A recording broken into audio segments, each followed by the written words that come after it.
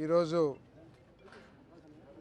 ఉదయగిరి నియోజకవర్గంలో గౌరవ శాసనసభ్యులు సురేష్ గారి ఆధ్వర్యంలో సుపరిపాలనలో తొలి అడుగు కార్యక్రమాన్ని నిర్వహించాం. ప్రజలందరూ కూడా కూటమి పరిపాలన పట్ల సంతృప్తిగా పథకాలన్నీ కూడా సక్రమంగా అందుతున్నాయనే అభిప్రాయంతో ఉన్నారు. అక్కడక్కడ కొన్ని సాంకేతిక కారణాలతో కొంతమందికి రాకపోయినప్పటికీ కూడా 100కి 95-96% మందికి పథకాలు వస్తున్నాయి. ఉదాహరణకి తల్లికి వందనం ఏదైతే ఉంటుందో పిల్లలు చదువుతున్న స్కూల్స్లో వాళ్ళు చేసిన ఇన్ఫర్మేషన్ ఏదైతే ఇస్తారో దాంట్లో కొంత లోపాలు ఉండటం మూలంగా ఆగినాయని చెప్పారు. వాళ్ళందరూ కూడా ఇస్తాం. చంద్రబాబు నాయుడు గారి నాయకత్వంలో కూటమి ప్రభుత్వం ఈ రాష్ట్రాన్ని అన్ని విధాలుగా అభివృద్ధి చేయాలని, సంక్షేమం కానివ్వండి, అభివృద్ధి కానివ్వండి, పరిపాలన కానివ్వండి, అన్నీ కూడా సమాంతరంగా వెళ్తేనే రాష్ట్రం అభివృద్ధి చెందిద్ది. రాష్ట్రంలో అన్ని వర్గాల ప్రజలు కూడా సంతోషంతో ఉంటారనే లక్ష్యంతో మరి చంద్రబాబు నాయుడు గారి నాయకత్వంలో కూటమి ప్రభుత్వం పనిచేస్తూ ఉంది.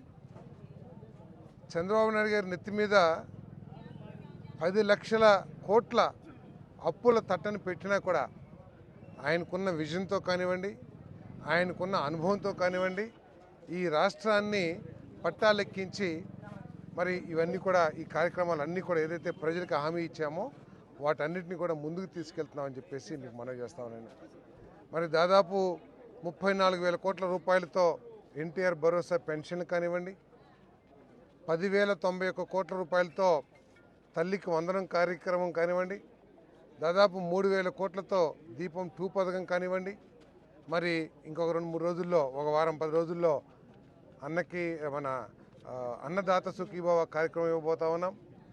అదేవిధంగా మరి ఆగస్టు 15 నుంచి ఉచిత బస్సు మహిళలకి ఇచ్చే కార్యక్రమం కూడా చేయబోతా ఉన్నాం.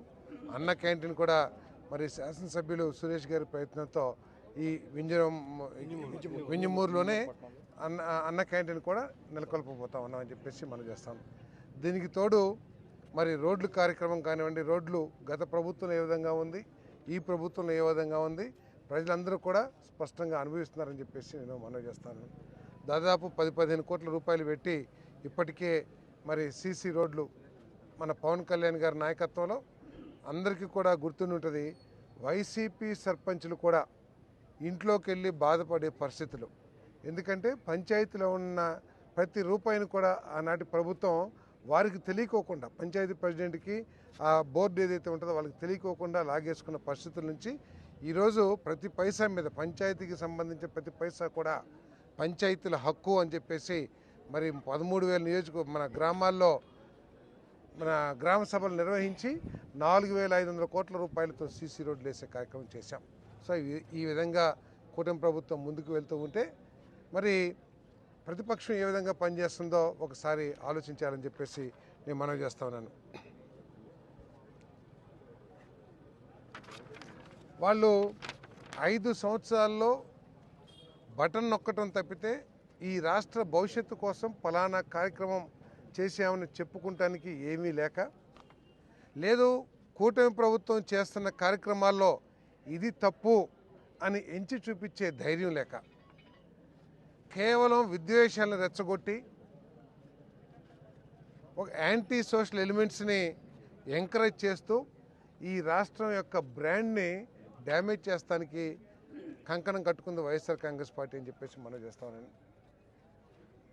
ప్రశాంత వాతావరణం కోరుకునే తెలుగు రాష్ట్రాల్లో గతంలో ఎన్నడూ లేని విధంగా రపరపా నరుగుతాం, అడ్డం వచ్చిన వాళ్ళందరినీ తొక్కుతాం అని చెప్పేసి చెబుతున్నారంటే ఒకవేళ ఆ పార్టీ మళ్ళీ అధికారంలోకి వచ్చే అవకాశమే లేదు.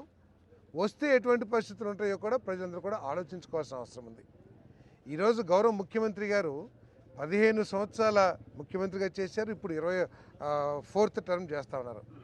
ఆయన పెట్టుబడిదారు అంటే ఇన్వెస్టర్స్, పారిశ్రామికవేత్తలందరూ సమావేశంలో ఆ భూతం మళ్ళీ రాదు అని చెప్పుకోవాల్సిన పరిస్థితి వచ్చిందంటే ఎటువంటి భయానిక వాతావరణాన్ని ఆ పార్టీ సృష్టించిందో ఒకసారి ఆలోచించాలని చెప్పేసి కూడా నేను మనవి చేస్తాను.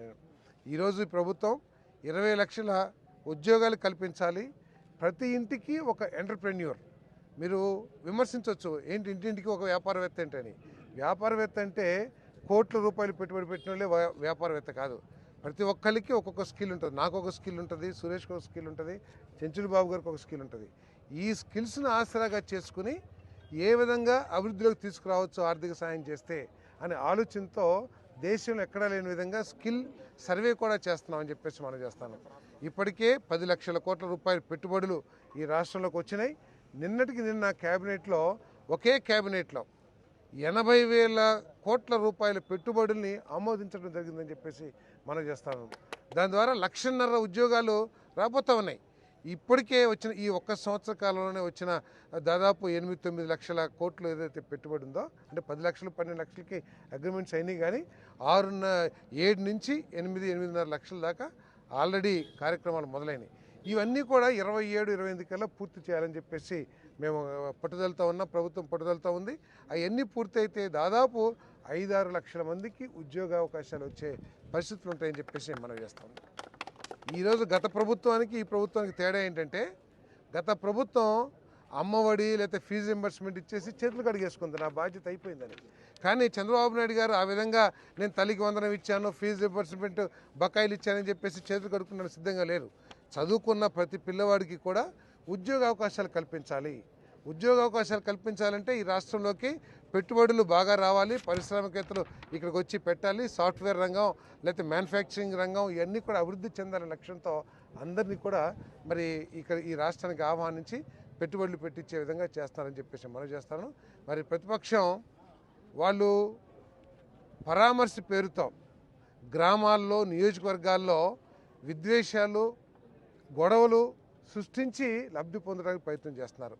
ఆయన ఒకసారి ఆలోచించేయండి. తెనాలి అనే ప్రాంతంలో గంజాయికి అలవాటు పడి రౌడీ షీట్లు పెట్టించుకుని సమాజంలో ఆ వాడల్లో అరాచక కార్యక్రమాలు చేస్తున్న ఇద్దరిని పోలీసులు శిక్షిస్తే వారిని పరామర్శ చేస్తానికి, అంటే నువ్వు సమాజానికి ఎటువంటి సందేశం ఇస్తున్నావు అని చెప్పేసి ఒకసారి ఆలోచించుకోవాలి. యువతంతా కూడా నీ ప్రభుత్వంలో గంజాయి ఎక్కువగా అందుబాటులో ఉండి పెడదవ పడ్డ విషయం రాష్ట్ర వ్యాప్తంగా, దేశవ్యాప్తంగా కూడా తెలుసు. దేశంలో ఎక్కడ గంజాయి పట్టుకున్నా కూడా ఆంధ్రప్రదేశ్ నుంచి లేకపోతే ఫలానా జిల్లా నుంచి వస్తుందని చెప్పుకునే దౌర్భాగ్య పరిస్థితి నుంచి ఈరోజు చాలా కఠినాత్మకమైన చర్యలు తీసుకుంటున్నారు. గంజాయి మొక్క పెంచినా, గంజాయి అమ్మినా వాళ్ళ మీద కఠిన చర్యలు తీసుకుంటానికి ప్రభుత్వం చిత్తశుద్ధి ఉంది కాబట్టి అది తగ్గింది. నువ్వేం చేస్తున్నావు? ఆ గంజాయి సేవించే వాళ్ళ దగ్గరికి వెళ్ళి పరామర్శించి నువ్వేం బాధ లేదు, నేనున్నాను అని చెప్పేసి ధైర్యాన్ని కల్పిస్తున్నావు. ఎటువంటి సమాజాన్ని నువ్వు కోరుకున్నావు ఒకసారి అర్థం చేసుకోమని చెప్పేసి మనం చేస్తాను.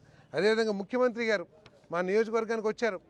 ఒక గొర్రెల కాపర్ ఇల్లు, 1 సెంట్లోనే ఇల్లు ఉంటుంది. అక్కడే 2 గేదెలు, 10-15 మేకలు, అక్కడే గడ్డి పేడ అంతా ఉంటే అక్కడికి ఒక ముఖ్యమంత్రి గారు వెళ్తారని ఎవరు ఊహించరు. కానీ ఆయన ఆ ఇంటికి వెళ్ళి దాదాపు అరగంట నా నియోజకవర్గమైన నన్ను బయటపెట్టి ఆయన వారితో నీ సమస్యలు ఏంటి, గేదెల పెంపకంలో కానీ గొర్రెల పెంపకంలో కానీ నీకున్న సమస్య ఏంటి, నీకేం చేస్తే నీకు మేలు అవుతుందని చెప్పేసి వారింట్లో, అదేవిధంగా రోడ్డు అమ్ముంటే టిక్కీలాగా ఉంటుంది ఏది క్షవరశాల, హెయిర్ కటింగ్ సేలన్, ఆ కుర్చీలు ఆ కిర్రమని చెక్క కుర్చీ ఏదైతే ఉంటుందో దాంట్లో 20 నిమిషాలు కూర్చుని వారితో ఏంటి తమ్ముడు నీ సమస్య ఏంటి, నీకేం చేస్తే బాగుంటుంది, ప్రభుత్వం నుంచి ఏం ఆశిస్తున్నావు అని చెప్పేసి మాట్లాడటం కానివ్వండి. చెప్పులు కుట్టుకుని ఒక దళిత సోదరుని కారులో ఎక్కించుకుని వెళ్ళి ఆయన పక్క సీట్లో కూర్చోబెట్టుకుని మేము కూడా ముఖ్యమంత్రి గారి పక్కన ఎప్పుడు కూర్చుందాం అని చెప్పేసి సురేష్ కానీ నేను కానీ ఆలోచిస్తూ ఉంటాం. సో అటువంటి ప్లేస్లో ఒక దళితుని, చెప్పులు కుట్టుకుని దళితుని తీసుకెళ్ళి కూర్చోబెట్టుకుని ఏంటి నీ సమస్యలు ఏంటి, మీ ఊర్లో సమస్యలు ఏంటి అడిగారంటే ఎటువంటి సందేశాన్ని చంద్రబాబు నాయుడు గారు ఇస్తున్నారో ఈ రాష్ట్ర ప్రజలు అర్థం చేసుకోవాల్సిన అవసరం ఉందని చెప్పేసి మనం చేస్తాను. మరి ఇప్పుడు ఈ కార్యక్రమంలో మరి ఎమ్మెల్యే గారు మీరు తిరిగేటప్పుడు ఇక్కడ సమస్యలు కొన్ని చెప్పారు. తప్పకుండా మేమిద్దరం కలిసి మేజర్ పంచాయతీ సార్, 25,000 జనాభా పైన ఉన్నారు. నెల్లూరు జిల్లాలో అన్ని కాన్స్టిట్యూషన్ మున్సిపాలిటీ ఉంది, ఉదయగిరి ఇప్పటికే నాకు తెలిసి ఇప్పటికే ఎమ్మెల్యే గారు నాకు తెలిసి ప్రయత్నం చేస్తున్నారు. మున్సిపల్ మంత్రి గారికి దీన్ని మున్సిపాలిటీ చేయమని రిక్వెస్ట్ చేశారని చెప్పేసి నాకు సమాచారం ఉంది. తప్పకుండా నేను కూడా మంత్రి గారిని రిక్వెస్ట్ చేస్తాను. ఇక్కడ ప్రజలందరూ కూడా అది కోరుకుంటున్నారని. అదేవిధంగా నీటి సమస్య గురించి కొంత చెప్పారు. దాన్ని కూడా పరిష్కరించడానికి మరి ఎమ్మెల్యే గారు నేను కలిసి ప్రయత్నం చేస్తామని చెప్పేసి మనం చేస్తాను. ఈ కార్యక్రమాన్ని తెలుగుదేశం పార్టీ కార్యకర్తలందరూ కూడా చాలా కమిట్మెంట్తో ఈ కార్యక్రమం చేస్తున్నారు.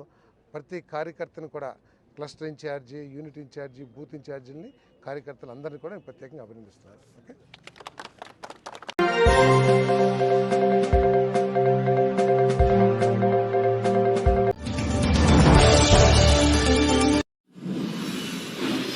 Welcome to Jana Times. మా గలం ప్రజాపక్షం. డాక్టర్ వి హజరత్ కుమార్ గారు ఎన్నో వేల మందికి కంటి చూపు ప్రసాదించి రోగులకు అత్యాధునిక వైద్యాన్ని అందిస్తున్నారు. నిరుపేదలకు ప్రతిరోజు ఉదయం వైద్య సేవలు ఉచితంగా అందించబడును. వెంటనే సంప్రదించండి. విజేత కంటి వైద్యశాల, కెనరా బ్యాంక్ పక్కన, బాబు ఐస్ క్రీం ఎదురువీధి, బృందావనం, నెల్లూరు.